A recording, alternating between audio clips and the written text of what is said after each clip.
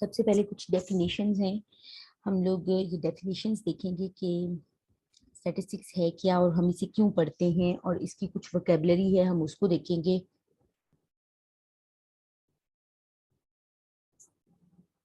یہاں پہ دیکھیں, یہ جو پیج ہے نا, یہ ڈیفینیشن نہیں ہے, یہ جسٹ آپ کو بتا رہا ہے کہ اسٹیٹسٹکس ہے کیا. Statistics is the art and science of extracting information from data. We know data is everywhere. Data کیا ہے؟ کچھ بھی raw facts and figures جو آپ نے کلیکٹ کیے ہوں اس کو ڈیٹا کہتے ہیں. وہ نمبرز میں بھی ہو سکتا ہے, وہ کوالٹیز میں بھی ہو سکتا ہے, کسی بھی فارم میں جو فیکٹس اینڈ فگرز آپ نے اکٹھے کیے ہیں ان کو آپ لوگ ڈیٹا کہتے ہو. ٹھیک ہے, یہاں پہ دیکھیں, یہ دیکھیے یہ پکچر بھی آپ لوگوں کو شو کر رہی ہے. آپ کے پاس ڈیٹا ہے, اس ڈیٹا پر آپ لوگ اسٹیٹسٹیکل میتھڈز اپلائی کرو گے and then you will get the information. جیسے اگر آپ یہ کہیں آپ کسی بھی فیلڈ میں ریسرچ کرتے ہیں, ٹھیک ہے, جیسے ایگریکلچر میں ہی کر لیں, یا پھر ہم سمپل اگزامپل آپ کی کلاس کی لے لیتے ہیں. اگر آپ کی کلاس میں 60 اسٹوڈنٹس ہیں,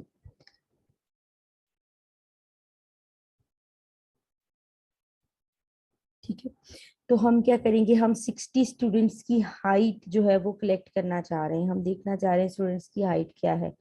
ہم کیا کرتے ہیں, ہم 60 اسٹوڈنٹس کی ہائٹ دیکھتے ہیں. میں 1 بائی 1 آپ کی پوری کلاس کی ہائٹ کلیکٹ کر لیتی ہوں. یہ را فارم میں ہے, یہ ڈیٹا ہے لیکن را فارم میں ہے. اب اس میں کیا پتا کس کی ہائٹ کتنی ہے. 60 آبزرویشنز میرے سامنے پڑی ہیں. ہم کیا کریں گے, ہم اس کو ارینج کر لیں گے, اس کی minimum maximum value find out کر لیں گے.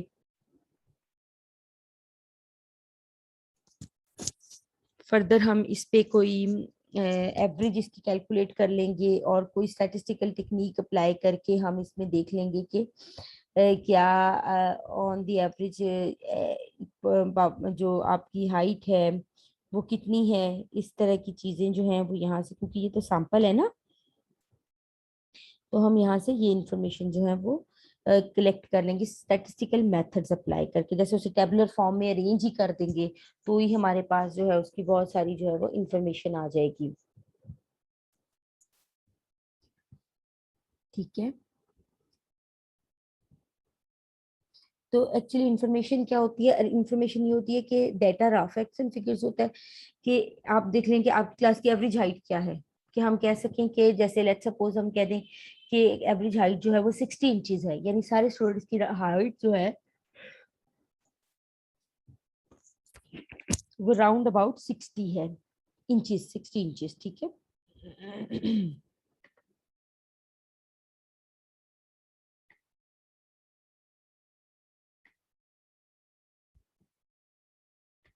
نیکسٹ ہے وائی وی اسٹڈی اسٹیٹسٹکس. ہم اسٹیٹسٹکس کیوں پڑھتے ہیں؟ یہ دیکھیں, یہ بات تو میں ابھی کہہ رہی تھی, ڈیٹا از ایوری ویئر. یہ وہی بات ہے جو ابھی میں نے آپ کو بتائی کہ ڈیٹا ہر جگہ ہوتا ہے. Statistical techniques are used to make many decisions that affect our lives. ٹھیک ہے, آپ ایون آپ نے اپنا کریئر ہی چوز کرنا ہے نا, تو اس کے لیے آپ لوگ کیا کرتے ہو,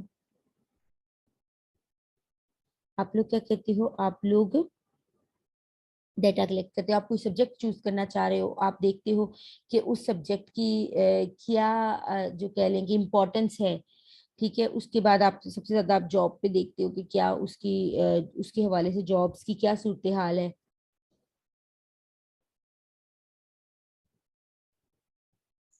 کیا اس سبجیکٹس کے ریلیونٹ جو پوسٹ ہیں وہ اناؤنس ہوتی ہیں ڈفرینٹ جو انسٹیٹیوشنس میں, تو پھر آپ جا کے وہ سبجیکٹ چوز کرتے ہو. تو یہ ڈیٹا کلیکٹ کرنا ہوتا ہے کہ ڈفرینٹ فیلڈز میں آپ لوگ جو ہے وہ ڈیٹا کلیکٹ کرتے ہو, اور پھر ان پر اسٹیٹسٹیکل میتھڈز اپلائی کر کے آپ لوگ جو ہے وہ انفارمیشن جو ہے وہ وہاں سے ایکسٹریکٹ کر لیتے ہو. تو یہ بات, یہ جو اس نے لکھی ہے یہاں پہ, یہ بات میں یہاں پہ بتا رہی تھی آپ لوگوں کو. ٹھیک ہے, اب آ جاتے ہیں اس کی پراپر ڈیفینیشن کی طرف. تو اسٹیٹسٹکس کی پراپر ڈیفینیشن یہاں پہ لکھی ہوئی ہے. Statistics is a collection of method. Statistics actually ہے کیا, اب یہ اس کی ڈیفینیشن ہے جو بلو باکس میں لکھی ہوئی ہے نا, یہ اس کی ایکچولی ڈیفینیشن ہے. Statistics is a collection of methods it's a collection of methods.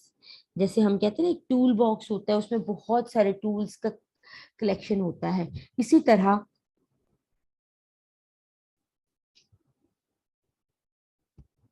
Statistics क्या है? It's a collection of methods. ये एक ऐसा टूल बॉक्स है जिसमें बहुत सारे मेथड्स अवेलेबल हैं। वो मेथड्स किस लिए यूज होते हैं? फॉर प्लानिंग एक्सपेरिमेंट्स, कि आपने एक्सपेरिमेंट को किस तरह से प्लान करना है किसी भी रिसर्च में। How you will collect your data set, आप डेटा किस तरह से कलेक्ट करेंगे, ठीक है। और देन उस डेटा को कैसे प्रोसेस करना है, समराइज कैसे करना है, प्रेजेंट अगर आप डेटा को करना चाह रहे हो आप उसको कैसे प्रेजेंट करोगे,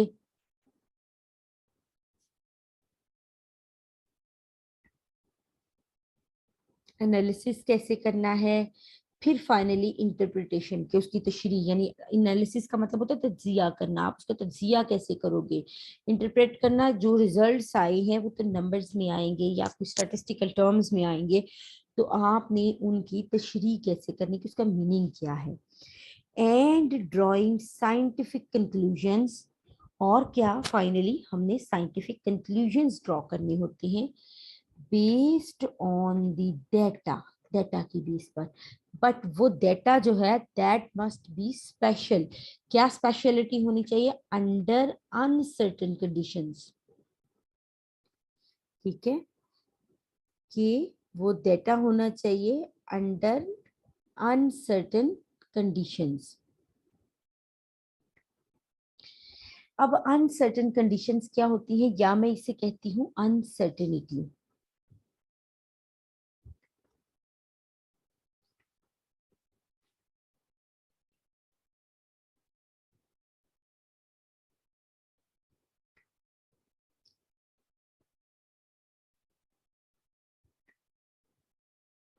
यहाँ पे देखिए, मैं अब आपको बता रही हूँ कि अनसर्टेन कंडीशन, या हम इसे कहते हैं अनसर्टेनिटी, इसका क्या मीनिंग होता है। मैं आपको दोनों में डिफरेंस बता रही हूँ, mathematics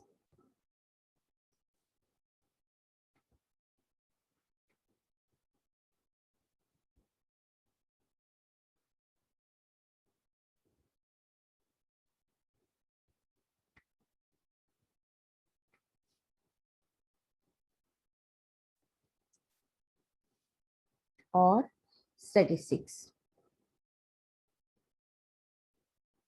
mathematics and statistics.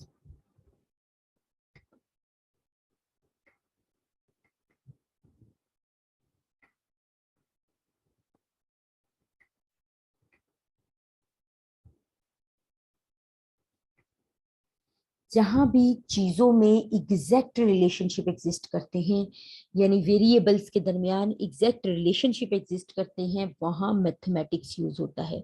Exact relationship से मेरी क्या मुराद है, यहाँ पे देखिए, अगर हम बात करते हैं एरिया ऑफ ए सर्कल, हम सबको पता है, एक सिंपल सी एग्जांपल है कि एरिया ऑफ ए सर्कल क्या है, हम कह सकते हैं एरिया ऑफ ए सर्कल है pi R square. Area of a circle is pi R square,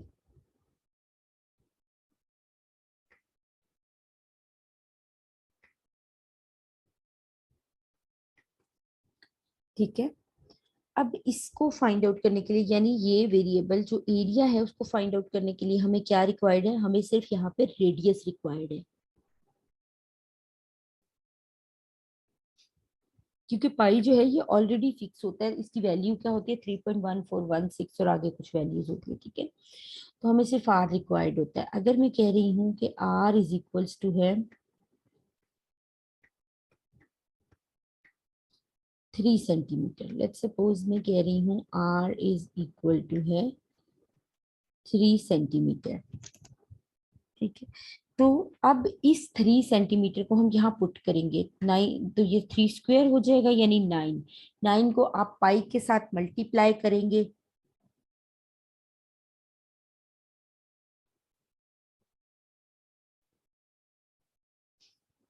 ठीक है। तो आप लोगों के पास एग्जैक्ट एरिया आ जाएगा कि सर्कल का एरिया कितना है। यही 3 सेंटीमीटर का रेडियस आप एक कॉपी पे बना लें, किसी दूसरी कॉपी पे बना लें, किसी एक जगह पे किसी दूसरी जगह पे बना लें, इसके एरिया में जरा बराबर भी चेंज नहीं आएगा। हर दफा एरिया जो है वो एग्जैक्टली सेम रहेगा। यानी आप 9 को पाई से मल्टीप्लाई कर दोगे, यानी 3 स्क्वायर को पाई से मल्टीप्लाई करोगे और एग्जैक्टली हर दफा वैल्यू सेम आएगी। इसको कहते हैं एग्जैक्ट रिलेशनशिप। इसके बरक्स हम देखते हैं कि स्टैटिस्टिक्स में क्या है, अनसर्टेनिटी क्या है। ये देखिए, आप कह लें आपके पास 2 प्लॉट्स हैं सेम साइज के, ठीक है। अब 2 सेम साइज के प्लॉट्स हैं, आपने यहाँ पे भी राइस की क्रॉप लगाई और दूसरे प्लॉट में भी राइस की क्रॉप लगाई।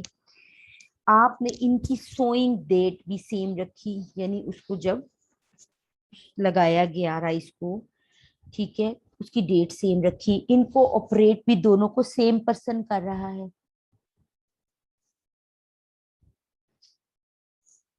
और इसमें फर्टिलाइजर भी सेम क्वांटिटी सेम डेट पे डाला गया।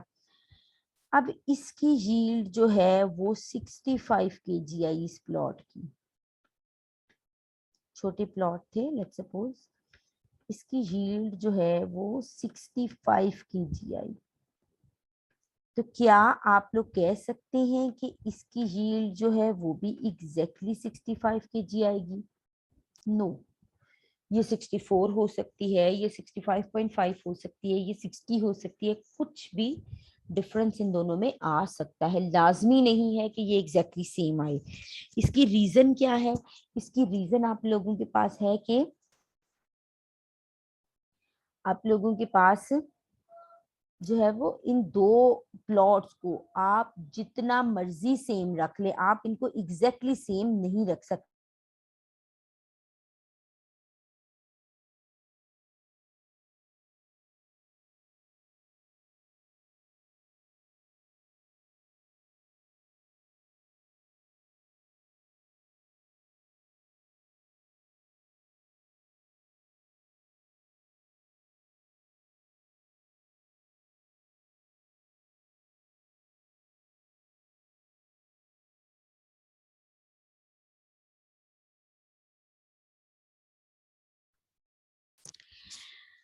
तो इसकी रीजन क्या है? मैं आपको बता रही थी कि दोनों प्लॉट्स में जो है वो एग्जैक्टली सेम यील्ड नहीं आएगी। आप इनका इवन इनका सॉइल लेवल ही आप ले लें कि सॉइल लेवल भी अगर आप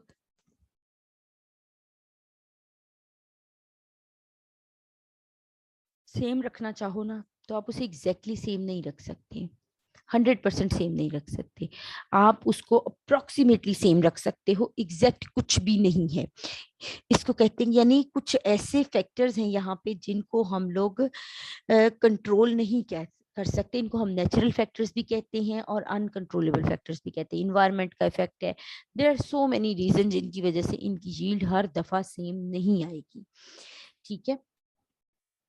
इसको आप लोग कहते हो अनसर्टिनिटी। इसी तरह अगर आप ये बात करो कि एक फैमिली है, उनके किड्स हैं, अब उनके पेरेंट्स तो सेम है, इन्वायरमेंट भी सेम है जिसमें उनकी जो है वो परवरिश हो रही है, लेकिन उसके बावजूद उनकी हैबिट्स में बहुत ज्यादा डिफरेंस होता है। इसको आप कहते हो ये वेरिएशन है, ठीक है। और ये वेरिएशन है, ठीक है।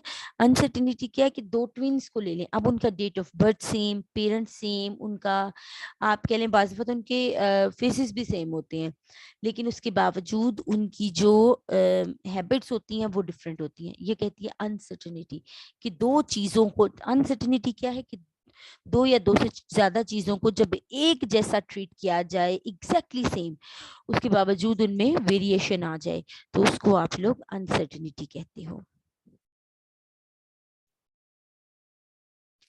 नेक्स्ट देखते हैं हम लोग, ये वही है वेरिएशन क्या, अनसर्टिनिटी क्या, कि हम स्टैटिस्टिक्स में क्या करते हैं, हम वेरिएबिलिटी से डील करते हैं।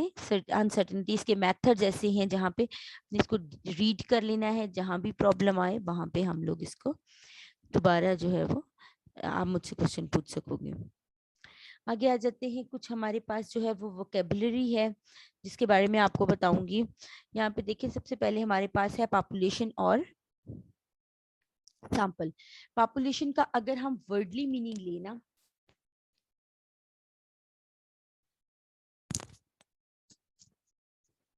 अगर हम पॉपुलेशन का वर्डली मीनिंग लें तो इसका मतलब होता है आबादी। ये किसी भी चीज़ की आबादी हो सकती है, ये ह्यूमन की आबादी हो सकती है, ये इंसेक्ट्स की हो सकती है, एनिमल्स की हो सकती है, प्लांट्स की हो सकती है। अब स्टैटिस्टिक्स में हम इसको क्या मीनिंग देते हैं? स्टैटिस्टिक्स में हम कहते हैं, स्टैटिस्टिक्स में हम कहते हैं population is a group of all objects, elements, items under investigation। कि आप जिस चीज पर रिसर्च कर रहे हो उसकी टोटलिटी को पॉपुलेशन कहते हैं। जैसे अगर हम ये कहें कि हम देखना चाह रहे हैं कि यूनिवर्सिटी ऑफ एग्रीकल्चर में जो बीएस के स्टूडेंट्स हैं उनकी एवरेज हाइट क्या है, तो एग्रीकल्चर यूनिवर्सिटी में जितने बीएस के स्टूडेंट्स होंगे वो आपकी पॉपुलेशन होगी। अगर इसी तरह हम प्रोविंस लेवल पे देखना चाह रहे हैं कि पंजाब में जितने भी बीएस के स्टूडेंट्स हैं उनकी एवरेज हाइट क्या है, तो पंजाब के जितने भी बीएस के स्टूडेंट्स होंगे, चाहे वो किसी कॉलेज में है चाहे वो किसी यूनिवर्सिटी में है, वो सारी की सारी आपकी पॉपुलेशन होगी। लेट्स सपोज हम कहते हैं कि यूनिवर्सिटी ऑफ एग्रीकल्चर की बात कर रहे हैं और यूनिवर्सिटी ऑफ एग्रीकल्चर में जो बीएस के स्टूडेंट्स हैं वो 10,000 हैं। अब जाहिर है वो बीएस एग्रीकल्चर भी है, बीएस साइंसेज में भी बहुत सारे सब्जेक्ट्स हैं, आईबीएमएस में भी है, बहुत सारी हमारे पास फैकल्टीज हैं जिनमें बीएस प्रोग्राम चल रहा है। ठीक है, तो हमारे पास टोटल जो है वो कह लेंगे 10,000 स्टूडेंट्स थे। अब हम इनका एवरेज आईक्यू लेवल देखना चाह रहे हैं, तो अब हमारे पास इतने रिसोर्सेज नहीं है तो कि हम लोग 10,000 स्टूडेंट्स का आईक्यू लेवल, क्योंकि आईक्यू लेवल के लिए आपको टेस्ट कंडक्ट करना पड़ेगा, ठीक है, और एक स्टैंडर्ड टेस्ट कंडक्ट करना पड़ेगा, तो मेरे पास इतने रिसोर्सेज नहीं है, तो क्या मुझे रिसर्च छोड़ देनी चाहिए? नहीं, मैं क्या करूंगी, मैं कहती हूँ कि ठीक है मेरे पास 10,000 का जो है वो रिसोर्सेज अवेलेबल नहीं है, हाँ मेरे पास इतने रिसोर्सेज अवेलेबल हैं कि मैं 500 लोगों का डाटा कलेक्ट कर सकूं, उनसे टेस्ट कंडक्ट कर सकूं, तो उसको मैं क्या कहूंगी, उसको मैं कहूंगी सैंपल। सैंपल क्या है? ए रिप्रेजेंटेटिव पार्ट और सबसेट ऑफ पॉपुलेशन, के पॉपुलेशन का एक छोटा हिस्सा। हम सारे की सारी पॉपुलेशन को कंसीडर नहीं कर सकते क्योंकि हमारे पास इतने रिसोर्सेज नहीं है। ठीक है, तो हम क्या कहते हैं, हम कहते हैं हम पॉपुलेशन का एक छोटा हिस्सा जो है उसको ले लेते हैं, वो जितना भी आप लोगों के पास रिसोर्सेज अवेलेबल हो। फॉर एग्जांपल मैंने कह दिया 500, तो 500 हम सैंपल लेते कैसे, ये एक अलग डिस्कशन है, ये हम बाद में करेंगे। अभी सिर्फ बता रही हूँ कि sample is a small part of population which will represent your population. हम क्या कहते हैं, अब स्टैटिस्टिक्स की ब्यूटी ये है कि स्टैटिस्टिक्स कहता है कि ठीक है आप सैंपल लें, और स्टैटिस्टिक्स के ऐसे मेथड्स अवेलेबल हैं जो आप सैंपल डाटा पे सैंपल डाटा पे अप्लाई करते हो और उसके जो रिजल्ट्स आते हैं उनको जनरलाइज कर देते हो फिर पॉपुलेशन के लिए। ठीक है, यानी हम यहाँ पे सैंपल से वेरिएबिलिटी के जो पैटर्न्स हैं उनको स्टडी करते हैं और फिर हम उनसे पॉपुलेशन के लिए कंक्लूजन्स ड्रॉ करते हैं। ठीक हो गया? अच्छा, पॉपुलेशन, यहाँ पे दो टर्म्स लिखी हैं, population have parameters and sample have statistic. Statistics as a whole एक सब्जेक्ट है, जो पैरामीटर है ये आप लोगों के पास जो है ये जो स्टैटिस्टिक है ये इसकी एक टर्म है। स्टैटिस्टिक्स एज ए होल एक सब्जेक्ट है और जो स्टैटिस्टिक है ये इसकी एक टर्म है। ठीक है, यहाँ पे देखते हैं पहले पॉपुलेशन, ये पैरामीटर को, पैरामीटर क्या होता है? एनी क्वांटिटी, या आप ये कह लें any characteristic of population is called parameter. ठीक है, similarly any characteristic of sample is called parameter, is called parameter, sorry, is called statistic, sorry। ठीक है, कोई भी क्वांटिटी जो आप पॉपुलेशन से कैलकुलेट कर लो, उसे आप पैरामीटर कहोगे, और कोई भी चीज जो आप स्टैटिस्टिक से सैंपल से कैलकुलेट करो उसे आप स्टैटिस्टिक कहोगे। ठीक है, चूंकि population most of the time हमारे पास अवेलेबल नहीं होती है, इसलिए पॉपुलेशन के जो पैरामीटर्स हैं वो भी अवेलेबल नहीं होते हैं। हम क्या करते हैं, हम सैंपल से कैलकुलेशन करते हैं और उसको पॉपुलेशन के लिए जनरलाइज कर देते हैं। ठीक है, पॉपुलेशन की कोई भी क्वांटिटी आप कैलकुलेट करो, जैसे एवरेज ही कैलकुलेट करो, तो उनके नाम थोड़े मुख्तलिफ रखे होते हैं ताकि ये डिफ्रेंशिएट हो सके कि ये पॉपुलेशन से है या फिर ये सैंपल से है। ये देखिए, पॉपुलेशन के जो होते हैं उनको जनरली हम लोग ग्रीक लेटर्स से लिखते हैं, जैसे म्यू, सिग्मा, रो। ये क्या चीजें हैं ये हम आगे जाके पढ़ेंगे। ठीक है, और सैंपल को हम जनरल जो हमारे अल्फाबेट्स होते हैं उनसे लिखते हैं।